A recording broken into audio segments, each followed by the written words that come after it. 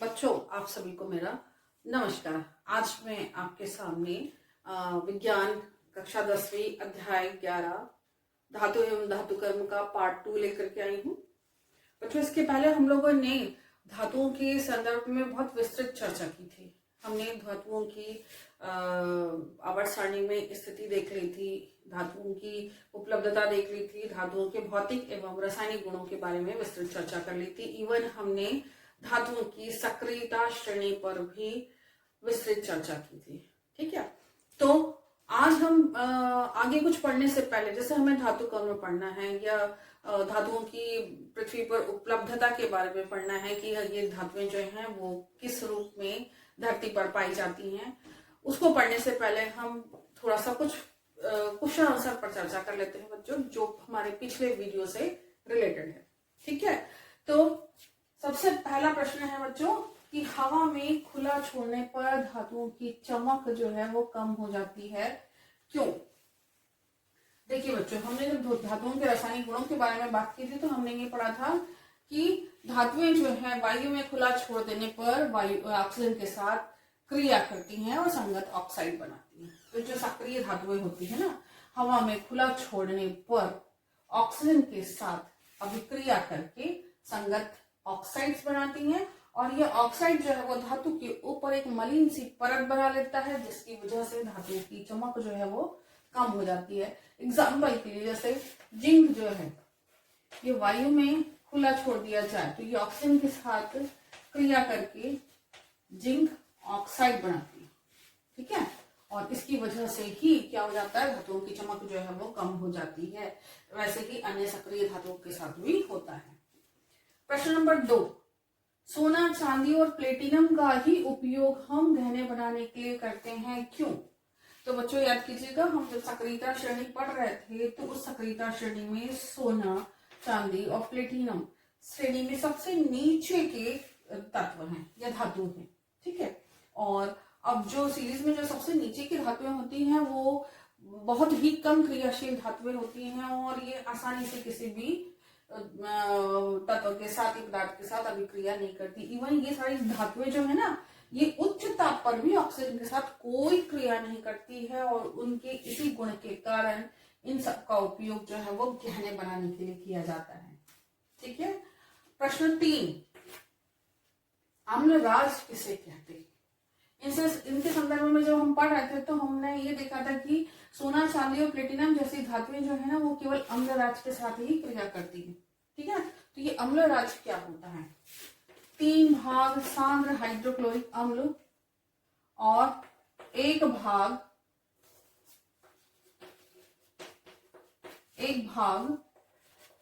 सांद्र nitric अम्ल, इनका जो मिश्रण है वो अम्लराज कहलाता है। ठीक है, ये दोनों जो अम्ल है ना ये सांद्र होते हैं। ठीक है, अम्लराज में ये दोनों अम्ल जो है वो सांद्र होते हैं, जिसमें से 3:1 का रेशियो रहता है। तो अम्लराज बनाने के लिए 3 भाग सांद्र HCl और 1 भाग HNO3 यानी कि नाइट्रिक अम्ल का मिश्रण लिया जाता है। क्वेश्चन नंबर 4 है, संतुलित रासायनिक समीकरण लिखिए।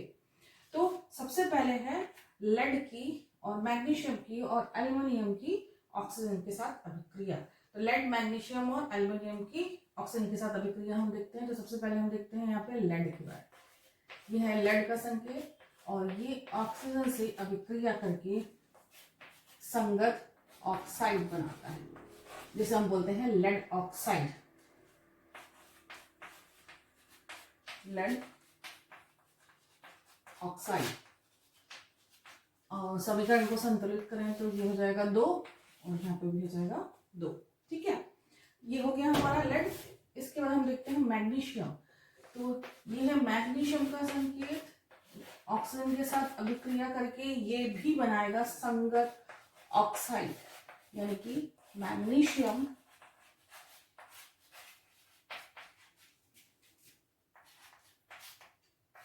ऑक्साइड। इसे भी हम संतुलित करते हैं तो ये भी हो जाएगा इस तरह से। ठीक है, अब है एल्युमिनियम की ऑक्सीजन के साथ अभिक्रिया। तो ले लेते हैं एल्युमिनियम ये एल्युमिनियम का संकेत और ये ऑक्सीजन के साथ अभिक्रिया करके बनाता है Al2O3। ठीक है, ये हुआ एल्युमिनियम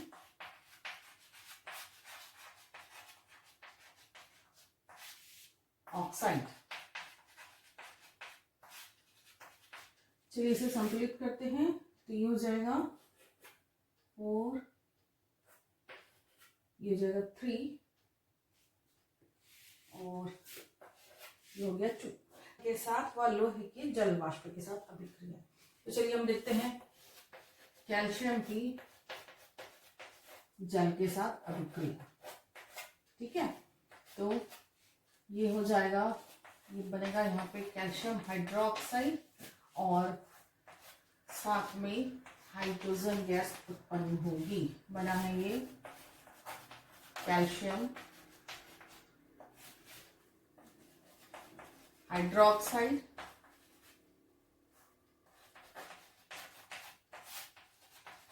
और साथ में हाइड्रोजन गैस उत्पन्न होगी।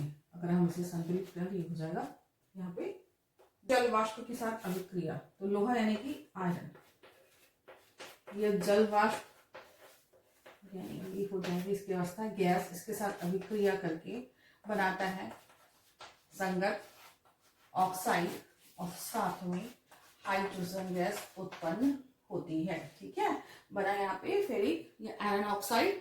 ठीक है, अब हम इसे संतुलित करेंगे, तो ये हो जाएगा यहाँ पे 4, ये हो जाएगा 3, देन ये हो जाएगा यहाँ पे 4। ठीक है, तो ये था आयरन की जल वाष्प के साथ अभिक्रिया और बनता है आयरन ऑक्साइड।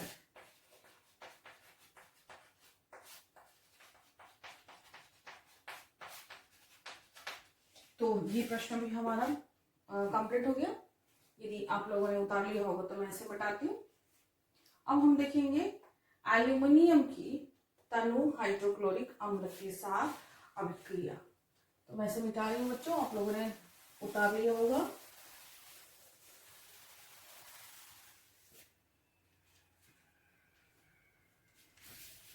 एल्यूमिनियम, ये एल्यूमिनियम संकेत है ये, इसकी किसके साथ अभिक्रिया, तनु हाइड्रोक्लोरिक अम्ल के साथ अभिक्रिया, HCl के साथ अभिक्रिया, तो बनेगा aluminium chloride AlCl3 plus hydrogen gas उत्पन्न होगी। ठीक है, क्या कहा मैंने, ये एल्यूमिनियम जो है वो हाइड्रोक्लोरिक अम्ल के साथ अभिक्रिया करके बनाता है एल्यूमिनियम क्लोराइड और हाइड्रोजन गैस उत्पन्न होती है। तो ये हो जाएगा, समीकरण संतुलित करेंगे तो ये हो जाएगा 2, 6,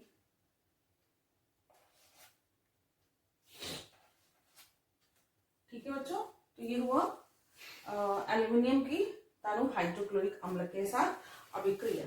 ठीक है, इसके बाद एक और है, वो है सोडियम की जल के साथ अभिक्रिया। ये इंपॉर्टेंट है बच्चों, सोडियम, ये इसका संकेत कि जल के साथ अभिक्रिया, तो बनेगा sodium oxide plus hydrogen gas उत्पन्न होगी। ठीक है, और यदि हम इसे संतुलित करते हैं तो ये हो जाएगा। ठीक है, तो ये था हमारा संतुलित रासायनिक समीकरण, यानी कि सोडियम जो है जल के साथ अभिक्रिया करके सोडियम ऑक्साइड बनाता है और हाइड्रोजन गैस उत्पन्न होती है। ठीक है, इसके अलावा कुछ और भी प्रश्न पूछे जाते हैं, मैं हर को नहीं बता पा रही हूँ। जैसे हमने जो एक्टिविटी पढ़ी थी कि विस्थापन अभिक्रिया वाली, ठीक है, उसमें हमने देखा था कि हमने एक पार्टनली में जिंक सल्फेट लिया था और उसमें कॉपर धातु डाली थी। प्रश्न को वाक्य पूछा जा सकता है कि जिंक सल्फेट की कॉपर के साथ क्या अभिक्रिया होती है। जिंक सल्फेट की कॉपर के साथ अभिक्रिया, तो यदि आपको वो एक्टिविटी याद हो तो हम देखते हैं कि जिंक सल्फेट यानी कि ये और इसकी यदि हम कॉपर के साथ अभिक्रिया कराएं तो चूंकि ये विस्थापन अभिक्रिया पर आधारित प्रश्न है तो हमको यहाँ पे इनकी क्रियाशीलता देखनी होगी। ठीक है, सॉल्यूशन किसका है, जिंक सल्फेट का विलयन है। तो जो विलयन है उसमें जिंक जो है वो आयन के रूप में होगा, यानी कि Zn2++ के रूप में होगा। अगर हम सक्रियता श्रेणी देखें धातुओं की, तो यदि हम उसमें कॉपर डालते हैं तो कॉपर जो है यानी कि ये तांबा जो है ये कम सक्रिय होता है। ठीक है, इसलिए जिंक सल्फेट के विलयन में से, चूंकि ये ज्यादा सक्रिय है और ये कम सक्रिय है, तो ये और इस पे भी ये कि ये आयन के रूप में यहाँ पे उपस्थित है, तो कॉपर जो है जिंक सल्फेट में से जिंक को विस्थापित नहीं कर पाता है। तो इस तरह से यहाँ पर कोई भी अभिक्रिया नहीं होती है। यदि एक्टिविटी याद हो आपको तो आपको याद होगा कि यहाँ पर कोई अभिक्रिया नहीं होती है। लेकिन यदि प्रश्न इस तरह से पूछ लिया गया कि जिंक सल्फेट की कॉपर के साथ क्या अभिक्रिया होती है, तो आपको वहां पर ये मेंशन करना पड़ेगा कि यहाँ पर इनके साथ कोई अभिक्रिया नहीं होती। और क्यों नहीं होती, क्योंकि कॉपर जो है वो जिंक से कम सक्रिय होता है। तो धातुएं जो है वो पृथ्वी पर स्पेशली पृथ्वी की भूपर्पटी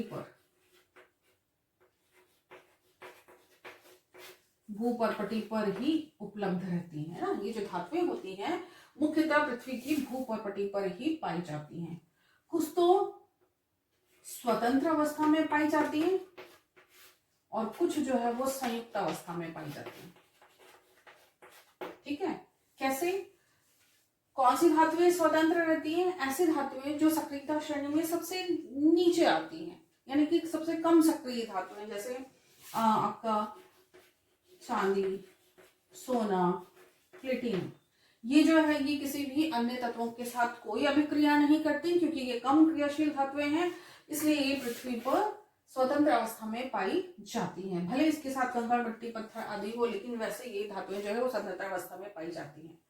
कुछ ऐसी धातुएं जो सक्रियता श्रेणी में सबसे ऊपर है ना, जो क्रियाशील धातुएं हैं या सक्रिय धातुएं हैं, ये जो है ये अन्य तत्वों के साथ संयुक्त होकर के यौगिक बनाती हैं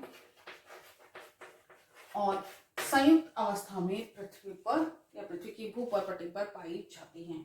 ठीक है, और तो इस तरह से जब ये संयुक्त अवस्था में पाई जाती हैं तो ये इनके दो रूप होते हैं। एक होता है खनिज और दूसरा होता है अयस्क। ठीक है, खनिज क्या होता है और अयस्क क्या होता है।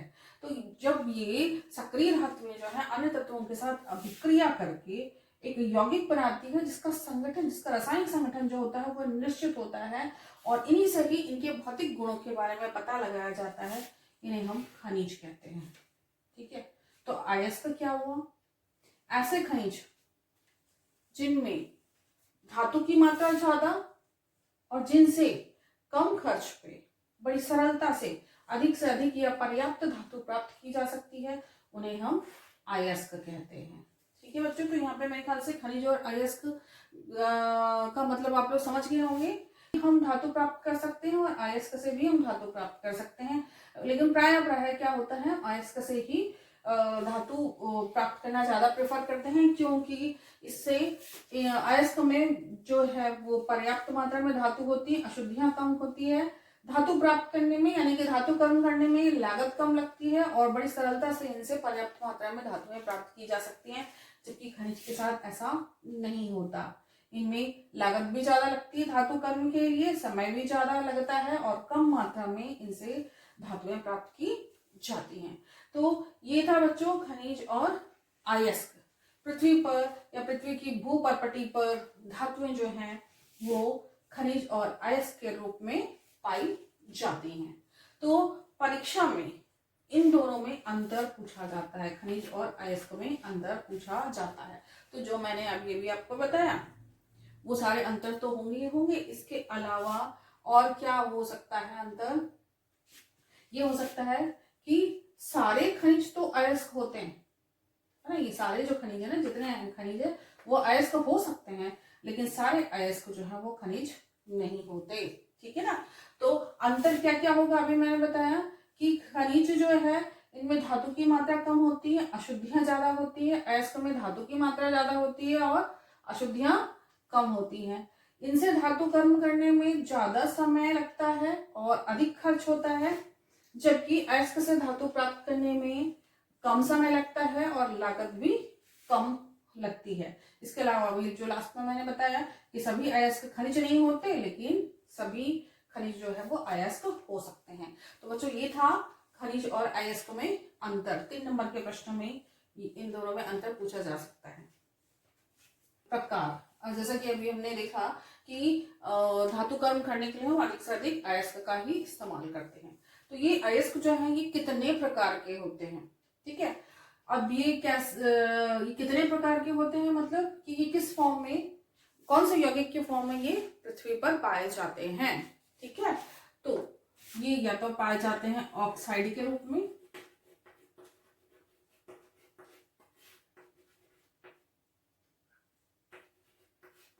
ठीक है, या फिर कार्बोनेट के रूप में, ठीक, या फिर सल्फाइड के रूप में। तो हम एक एक करके सबके बारे में देखते हैं कि जो धातुएं जो है ना वो जो यौगिक बनाती हैं, जिसको कि हम अयस्क के रूप में प्राप्त करते हैं, या तो वो ऑक्साइड के रूप में होते हैं, या कार्बोनेट के रूप में होते हैं, या सल्फाइड के रूप में होते हैं। चलिए हम देखते हैं कुछ जो मुख्य अयस्क हैं उनके बारे में हम चर्चा कर लेते हैं, ठीक है। तो सबसे पहला है आपका ऑक्साइड। ऑक्साइड अयस्क के रूप में जो अयस्क पाए जाते हैं वो है आपका हेमेटाइट। पहला है हेमेटाइट, ये आयरन का अयस्क है, इसका सूत्र है Fe2O3, ठीक है। ये अधिक से अधिक मात्रा में पृथ्वी की भूपर्वटी पर पाया जाता है। अधिकतर आयरन जो है वो ऑक्साइड के रूप में हेमेटाइट के फॉर्म में पाया जाता है। वैसे ही आयरन का एक और अयस्क है वो है मैग्नेटाइट, ठीक है।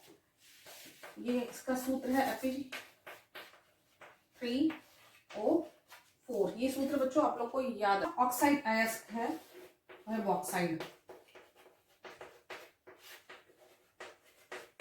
ये एल्यूमिनियम धातु का अयस्क है और बॉक्साइड से ही एल्यूमिनियम जो है वो प्राप्त किया जाता है। इसका सूत्र है Al2O3 2H2, ठीक है। ये महत्वपूर्ण ऑक्साइड अयस्क है। इसके अलावा एक और अयस्क है जिससे टिन प्राप्त किया जाता है, वो है कैसेटेराइट।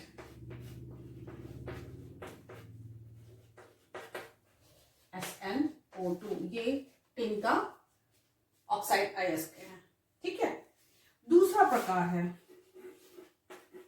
कार्बोनेट अयस्क। ऐसी कौन कौन सी धातुएं हैं जो कार्बोनेट के रूप में पृथ्वी की भूपर्वती पर अयस्क फॉर्म में पाई जाती हैं?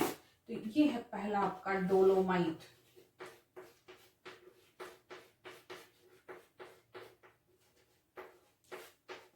डोलोमाइट, MgCO3 CaCO3, ये है डोलोमाइट। ये कार्बोनेट अयस्क है जिससे मैग्नीशियम प्राप्त किया जाता है। और दूसरा जो है वो है लाइमस्टोन या चूना। ये नाम तो आप लोगों ने सुना ही होगा, चूना पत्थर।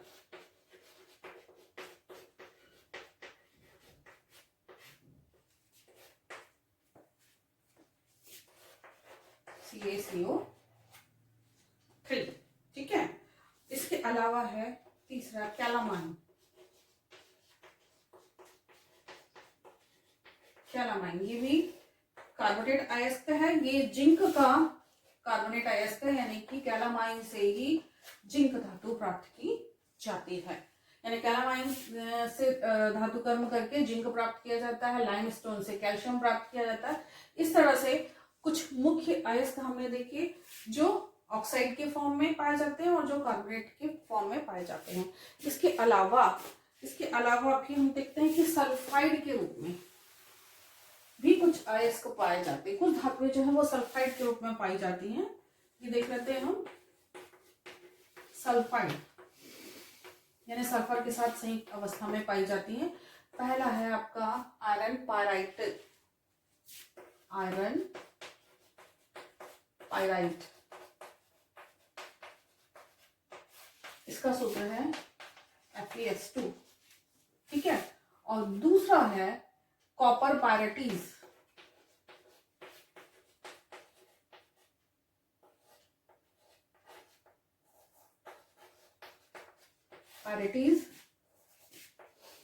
इसका सूत्र है CuFeS2, ठीक है। तो ये था आपका सल्फाइड अयस्क। इसके अलावा सल्फेट अयस्क के रूप में भी कुछ धातुएं पाई जाती हैं, स्पेशली बात करते हैं सल्फेट अयस्क के रूप में मिलता है हमको जिप्सम,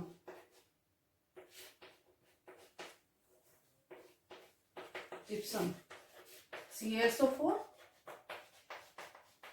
2H2O, ठीक है बच्चों। तो ये हमने पढ़े थे अयस्क के प्रकार जो सामान्यतः धातुओं को प्राप्त करने के लिए, यानी कि धातुओं के धातु कर्म के लिए इस्तेमाल किए जाते हैं।